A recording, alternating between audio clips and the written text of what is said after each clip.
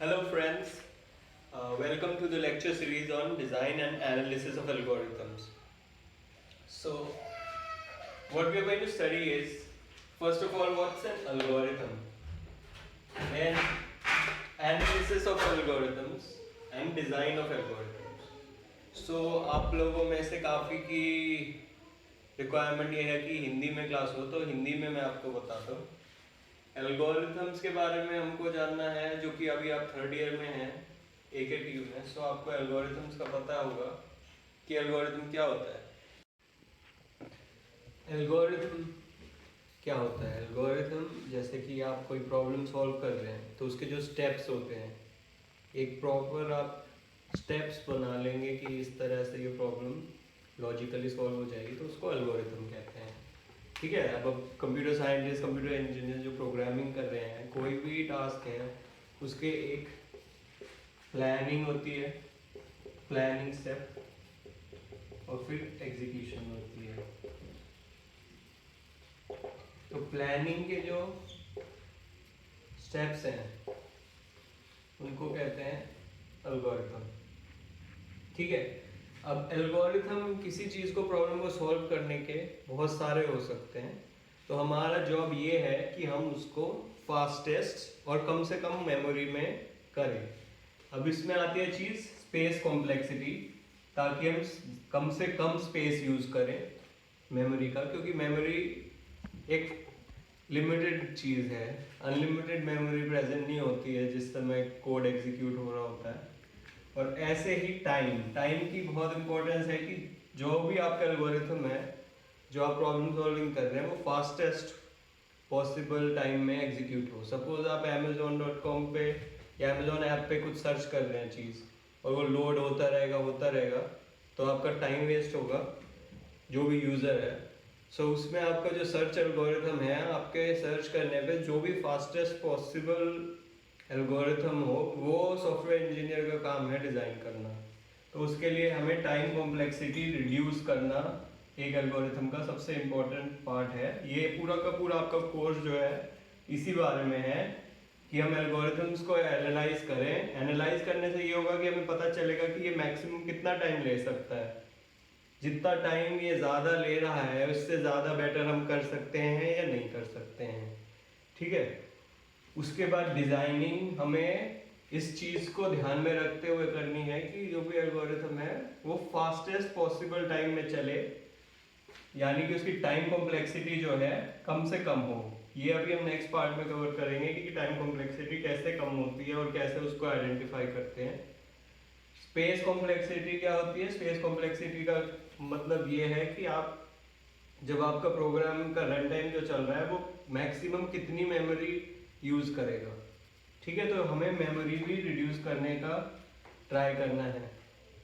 Pseudo code क्या चीज़ होती है? स्यूडो कोड आपका जो एल्गोरिथम है उसको जब आप किसी प्रोग्रामिंग लैंग्वेज में प्रोग्राम करेंगे, तो आप प्रोग्रामिंग लैंग्वेज के सिंटेक्स में प्रॉपरली लिखते हैं उस स्टेप्स को कि स्टेप 1 2 3 4। पर जब आप एक नॉर्मल इंग्लिश में या लेमेंस लैंग्वेज में, जनरलाइज्ड लैंग्वेज में, माने कि इंग्लिश में किसी में भी आप लिख रहे हैं, तो आप उसको स्यूडो कोड लैंग्वेज स्पेसिफिक नहीं होता है, किसी भी लैंग्वेज में आपका वो वर्क करेगा, बस उसमें एक स्टेप्स की आइडेंटिफिकेशन होती है कि ये एक स्यूडो कोड है। ठीक है। तो अभी हमारे ये सारे पार्ट्स कवर हो गए कि हमें एल्गोरिथम्स को, ऑप्टिमाइजेशन एक चीज है, optimisation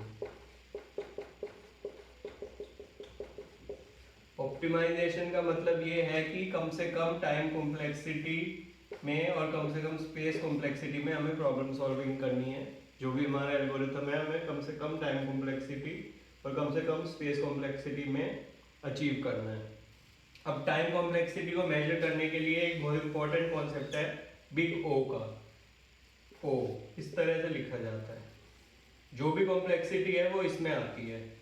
suppose O of n एक कॉम्प्लेक्सिटी है, इसमें n जो नंबर है, जो आपका इनपुट है। सपोज आप, जैसे अमेजोन का एग्जांपल मैंने दिया, आपने सर्च किया कि अमेजोन पे मुझे ये आइटम सर्च करना है। अब अमेजोन पे मैक्सिमम नंबर ऑफ आइटम्स अगर n है, ठीक है, तो अगर इस एल्गोरिथम की कॉम्प्लेक्सिटी n है तो इसका मतलब मैक्सिमम n स्टेप्स में ये एल्गोरिथम हो जाएगा। अगर एल्गोरिथम की कॉम्प्लेक्सिटी वो 1 है तो यानी कि सिंगल स्टेप में आपका जो है एल्गोरिथम कंप्लीट हो जाएगा। तो हमारा आइडियली हमें एल्गोरिथम्स डिजाइन करने के लिए O of 1 run time, so ideally हमें O of 1 यानी कि कांस्टेंट रन टाइम अचीव करना है, ठीक है। O of 1 is the best possible run time, क्योंकि आपका एक ऑपरेशन लग रहा है, या constant run time basically is better than other possible run times. So इसमें से आपको क्या क्या पता होना चाहिए, आपके एग्जाम में आ सकता है। Algorithm, what is an algorithm, ये आपके सारी डेफिनेशन बुक में होंगी, जो कि मैं ऑलरेडी एक्सप्लेन कर चुका हूँ आपको। एल्गोरिथम, फिर उसके बाद स्पेस कॉम्प्लेक्सिटी क्या होती है, what is space complexity, what is time complexity और बिग O, ठीक है। स्यूडो कोड कोई नहीं पूछेगा, but like what is pseudo code, ये सारे आपके चीजें हैं।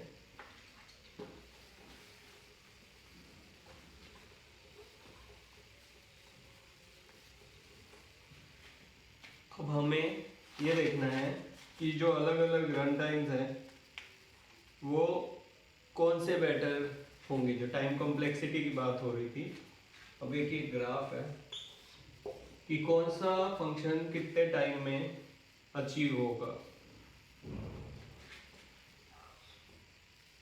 ये log n है, ये n फंक्शन है पॉलिनोमियल, ये n स्क्वायर है,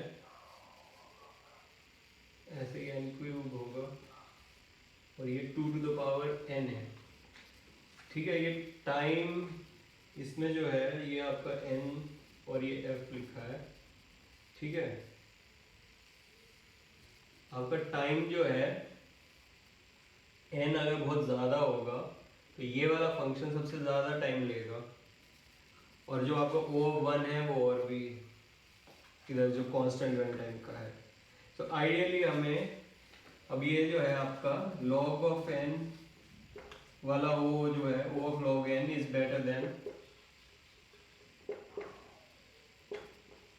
इसको मैं dt लिखूंगा, better than O of n is better than O of n square, ठीक है, is better than O of n cube, is better than O of 2 to the power n।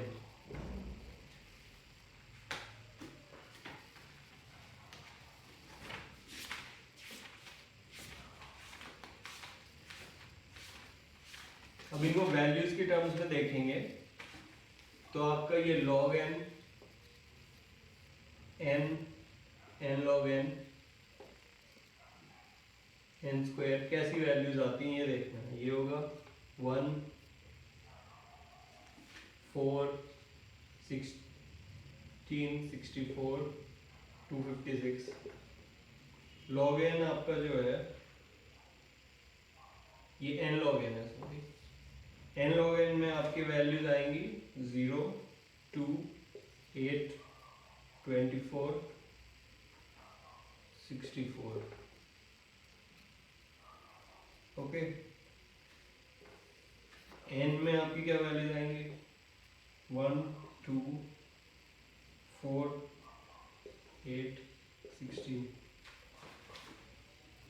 और log n में आपकी क्या values आएंगी 0, 1, 2, 3, 4, और constant जो है वो तो हमेशा 1, 1, 1 या जो भी, मतलब 1 इंटू जो भी कुछ है आपका स्टेप, तो 1 will always be better than constant run time जो आपका है, यानी कि O of 1 is always the best. So आपका is better than O of log n is better than O of n is better than O of n square is better than O of n cube is better than O of 2 to the power n. This is called exponential runtime. Exponential runtime is the worst possible runtime. यानी कि सबसे खराब algorithm या फिर जो है वो आपका एक्सपोनेंशियल रन टाइम लेगा। कभी कभी ऐसी प्रॉब्लम हो सकती है जो कि इससे फास्ट सॉल्व ही नहीं हो सकती, तो उसका बेस्ट पॉसिबल रन टाइम भी एक्सपोनेंशियल है, और वर्स्ट पॉसिबल रन टाइम भी है वो एक्सपोनेंशियल है। तो वो प्रॉब्लम एक्सपोनेंशियल टाइम में ही सॉल्व हो सकती है। ऐसी प्रॉब्लम्स हो सकती है, बहुत डिफिकल्ट प्रॉब्लम्स होती है। सो वो है। अब जो हमारा बिग ओ नोटेशन है वो worst possible run time consider करता है कि माने सिंपल सी प्रॉब्लम है, जैसे कि आपको एक एरे में से एक वैल्यू फाइंड करनी है कि उसमें है या नहीं है। तो आपका वर्स्ट, आप कहाँ से स्टार्टिंग पॉइंट से लेके एंड पॉइंट तक जाएंगे। तो मैक्सिमम अगर n एंट्रीज है तो वो मैक्सिमम n स्टेप्स करेगा। तो उसका वर्स्ट पॉसिबल रन टाइम अगर लास्ट पोजीशन पे भी वो हो तो वो n स्टेप्स में कंप्लीट हो जाएगा। तो उसका o बिग O जो है वो n होगा। सो हम वर्स्ट पॉसिबल ये जो o है किसी एल्गोरिथम का, जो वो मैंने बताया finding an element in an array O of n था, अगर हम उसको लीनियर सर्च से करेंगे तो, ठीक है ना। सो वो उसका worst possible run time O of n था, ठीक है। क्या हम उसको कांस्टेंट टाइम में कर सकते हैं? हाँ, कर सकते हैं। अगर उसमें हम हैश टेबल यूज करें और सारी हमारी वैल्यूज हैश टेबल में स्टोर्ड हो तो वो O ऑफ 1 में अचीव हो सकता है, finding if something is contained in a set और नॉट, ठीक है ना। एरे में तो आपको लीनियरली जाना पड़ेगा।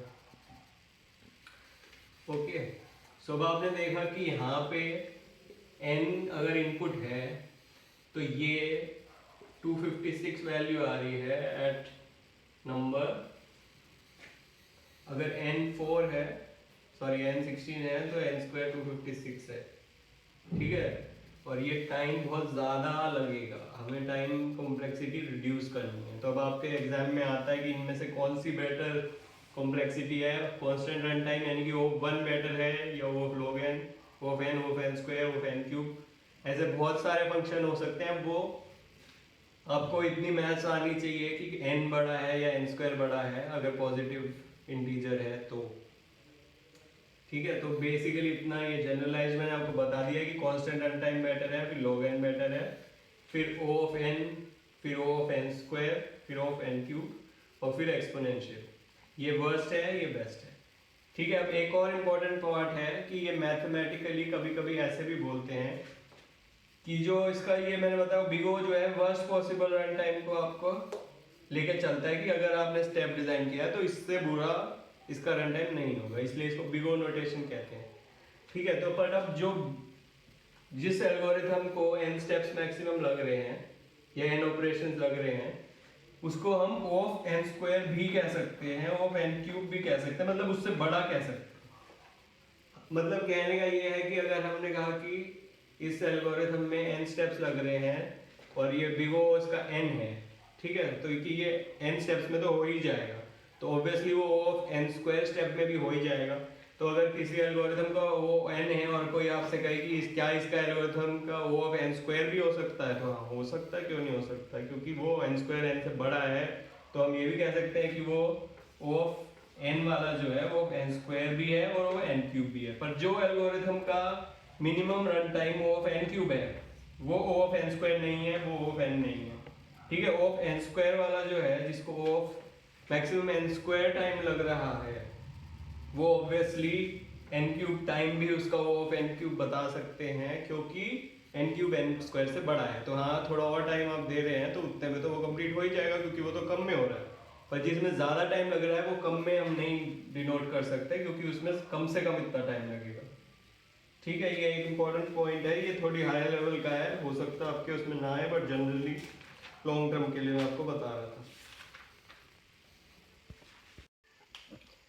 ओके, सो अब स्पेस कॉम्प्लेक्सिटी की बात करते हैं।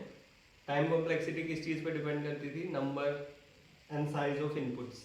ऐसे ही आपका जो स्पेस कॉम्प्लेक्सिटी है वो डिपेंड करता है number and size of inputs, ठीक है।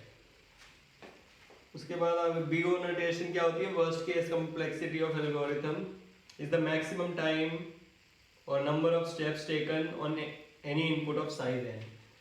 वर्स्ट केस कॉम्प्लेक्सिटी,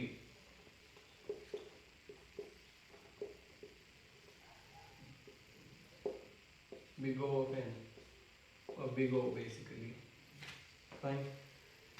अब हम थोड़े एग्जांपल्स करेंगे कि आपके एग्जाम में या वैसे भी जनरली आपको आइडिया हो कि कौन से फंक्शन का कितना बिग ओ है। पहला एग्जांपल है 7n-2 अगर एक ये फंक्शन है, ठीक है, तो इसका बिग ओ क्या है, इसका मैक्सिमम रन टाइम अगर n इनपुट है तो ये कितने टाइम मैक्सिमम इसको मानेंगे चलने के लिए। तो ये ऑर्डर ऑफ n का है, ठीक है ना, तो O ऑफ n, ठीक है।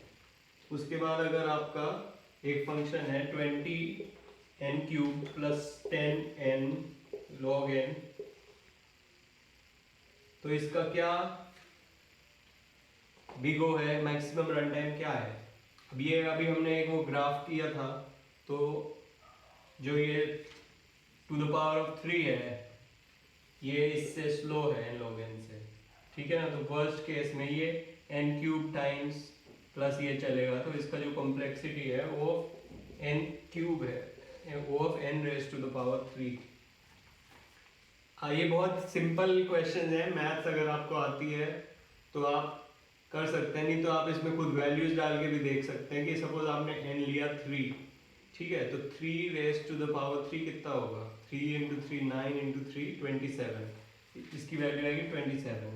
इसका आप कैलकुलेटर आपको अलाउड होता होगा तो आप उसमें कैलकुलेटर में डाल के देख सकते हैं। 3 × log 3 करेंगे, log 3 की वैल्यू कम ही होगी, तो ऑब्वियसली ये 27 से कम है। तो वर्स्ट केस में ये n³ वाला फंक्शन चलता ज़्यादा टाइम लेगा, तो इसका O जो है n³, ठीक है। ये सिंपल क्वेश्चन है। अब आपको एक कॉन्सेप्ट समझ में आ गया है तो आप ये एग्जाम में इजीली कर सकते हैं। एक अब थर्ड एग्जांपल है 3 log n plus log of log n, इसका वर्स्ट केस रन टाइम यानी कि वो बिग O क्या होगा। ये log ऑफ log n, जैसे कि log n n से कम होता है, ऐसे log of log n log n से कम होता है, तो इसका रन टाइम जो है log n होगा, O of log n। Worst case run time O of log n। अब एक ट्रिकी क्वेश्चन है, ये 2 to the power of 100, इसमें आप देख रहे हैं कि n नहीं है फंक्शन में, ये n पे यानी कि नंबर ऑफ इनपुट पे डिपेंडेंट नहीं है। नंबर ऑफ इनपुट पे डिपेंडेंट नहीं है तो इसका ये एक कांस्टेंट है, और कांस्टेंट जो है इसको हम कांस्टेंट रन टाइम मानते हैं, जो कि मैंने बताया था बेस्ट रन टाइम है। तो ये O ऑफ 1 है क्योंकि इसमें n पे डिपेंडेंट ही नहीं है ये, ठीक है ना।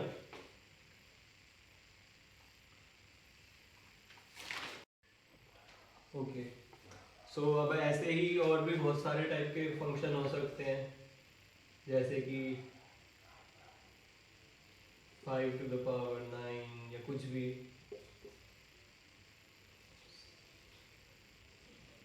पावर 1, तो ये पर तब भी इसमें n पे डिपेंडेंट नहीं है, तो ये O ऑफ 1 है सारे फंक्शन,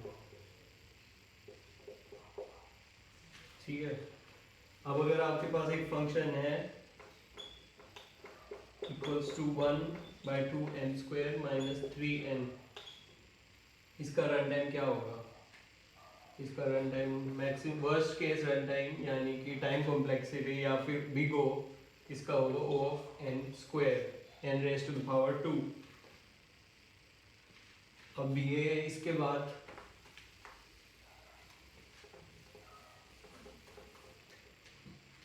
अगर हम जनरलाइज्ड एक मैथमेटिकल फॉर्म में लें, a0 फंक्शन है आपका a raise to the power a0